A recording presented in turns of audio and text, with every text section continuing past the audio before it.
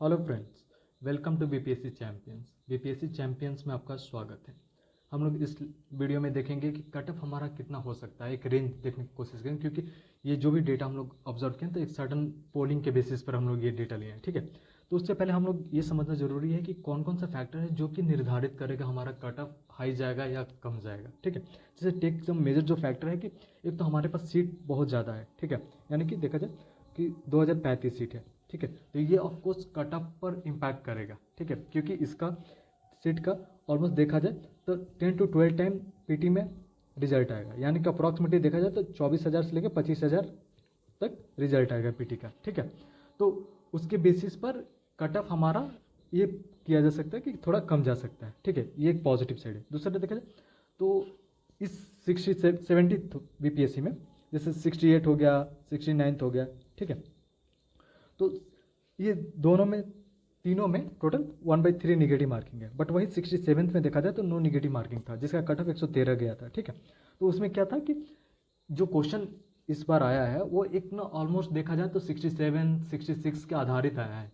ठीक है, तो उसके बेसिस पर, मगर उस टाइम निगेटिव मार्किंग नहीं था। ठीक है, तो ये निगेटिव मार्किंग जब भी कोई भी एग्जाम में होता है तो एक डर पैदा करता है कि ज़्यादा हम अनवांटेड क्वेश्चन को अटेम्प्ट ना करें। ठीक है, तो ये भी एक की रोल प्ले करेगा कि कट ऑफ कितना डिसाइड करेगा। जैसे कि 67 में कितना गया था, तो 113 गया था। ये तो प्रीटी श्योर है कि 1 जो थर्ड निगेटिव मार्किंग है तो इतना तो नहीं जाने वाला है। ठीक है, जो जैसे कि 69 में 91 के रेंज में यूआर के गया था। ठीक है, 68 में भी।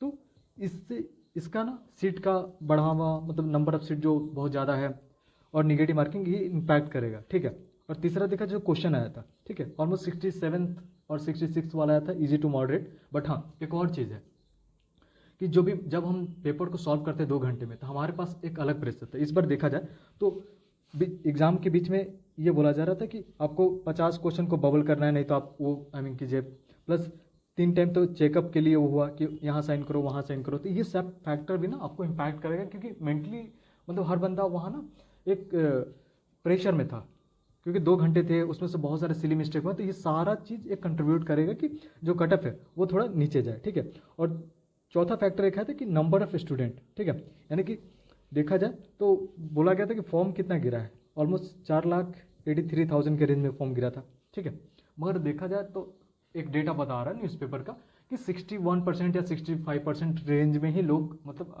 अपियर किए हैं एग्जाम में, यानी कि अप्रॉक्सीमेटली देखा जाए तो 3 लाख बच्चे अटेम्प्ट किए हैं, एग्जाम में अपियर हुए हैं। ठीक है, तो इसका आपको कितना चाहिए, तो 24 से 25,000 रिजल्ट चाहिए। ठीक है, तो ये सारा फैक्टर जो है वो इम्पैक्ट करेगा कि कितना कट ऑफ जाएगा। अब चलिए हम लोग एक एक समझते हैं कि प्रेडिक्शन के अनुसार जो पोलिंग हम लोग लिए उसके बेसिस पे कितना मतलब जाने की संभावना है। ठीक है, तो देखिए जो यूआर मेल है, ठीक है, अनरिजर्व कैटेगरी, उनका जैसे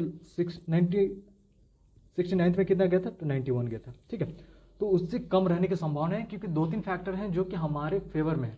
एग्जाम्पल की नंबर ऑफ सीट ज़्यादा है, स्टूडेंट भी कम है, यानी कि 12 या ऑलमोस्ट 13 स्टूडेंट के बीच में एक बच्चे का सिलेक्शन होगा। ठीक है, यानी कि कंपटीशन कम है, और जो एग्जामिनेशन का प्रेशर की वजह से वो सारे को इम्पैक्ट करेगा। ठीक है, तो देखा जाए यूआर का कितना कट ऑफ जाने वाला, तो 86 से लेकर 90 के बीच में जाने वाला है। ठीक है, ये एक रेंज है। ठीक है, यूआर फीमेल का कितना जाना, तो 80 से 84 के रेंज में जाने वाला है। ठीक है, ईडब्ल्यूएस का कितना जाने वाला है, तो 80 से 82 के रेंज में।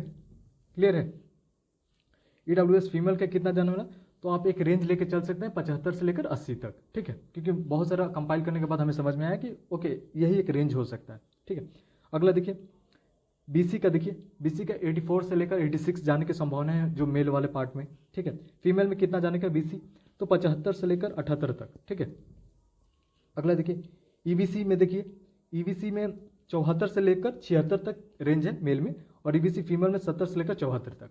ठीक है, एससी में देख लीजिए 65 to 68, एससी फीमेल में देखिए 62 to 64, एसटी में देखिए तो 72 से लेकर 74 तक जाने की संभावनाएं हैं।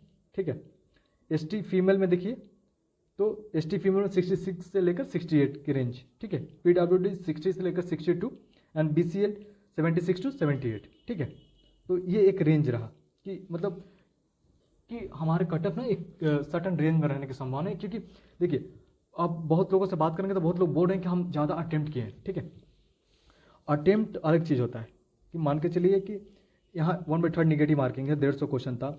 यदि कोई बोलता है कि हम 140 अटेम्प्ट किए हैं या 146 किए हैं या 130 किए हैं, तो अटेम्प्ट अलग हुआ, मगर फैक्चुअल जब एग्जाम होता है, ठीक है, तो फैक्चुअल में आप कितना भी, चाहे कोई बंदे ये बोले कि हम पूरा अच्छा से परफॉर्म किया, तो नहीं, फैक्चुअल में बहुत सारी गलतियाँ होती हैं, ठीक है, क्योंकि उसमें दो ही चीज़ होता है, या तो आपको आता है और नहीं तो नहीं आता है, ठीक है। तो फैक्चुअल में जनरली देखा जाए तो मिनिमम, यदि आप इस रेंज में जाते हैं तो 40, 46 और 30 के रेंज में जाते हैं, तो मिनिमम आपका जो गलत होने के चांसेस है वो 20 से लेकर 30 के रेंज में होते हैं कि चलो ये कन्फर्म गलत हो गए, ठीक है। इतना कोई श्योर नहीं बोल सकता, क्योंकि बहुत सारे क्वेश्चन ऐसे थे कि जिसको एक आंसर नहीं हो सकता, उसका मल्टीपल आंसर हो सकते थे, ठीक है।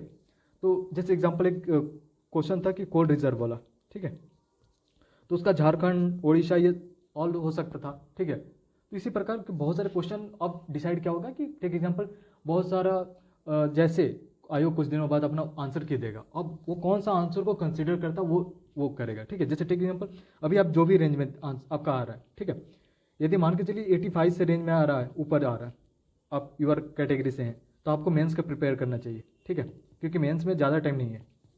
मगर हाँ, आप ना एक होता ना कि होप अपने अंदर बनाए रखिएगा, क्योंकि जब तक आयोग अपना आंसर की नहीं देगा और उसमें भी वेरिएशन होंगे लेटर ऑन, ठीक है। तो बस एक होता ना कि आप ये देखिए कि क्या इस रेंज में आपका मार्क आ रहे हैं, कोई भी कैटेगरी में इस रेंज में आपका मार्क आ रहे हैं, तो आप अपने आप को मोटिवेट कीजिए कि एंड मेंस के लिए रेडी कीजिए, क्योंकि 24,000 25,000 बच्चे नॉर्मल, मतलब एक काफ़ी लार्ज अमाउंट है, और उसमें हो सकता है कि आपको वो अपॉर्चुनिटी मिल जाए, ठीक है, मेंस लिखने के लिए। तो पहले से आप रेडी हुएगा तभी आप परफॉर्म कर सकते हैं, ठीक है।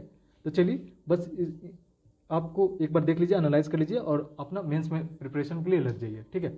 चलिए, thank you, have a good day.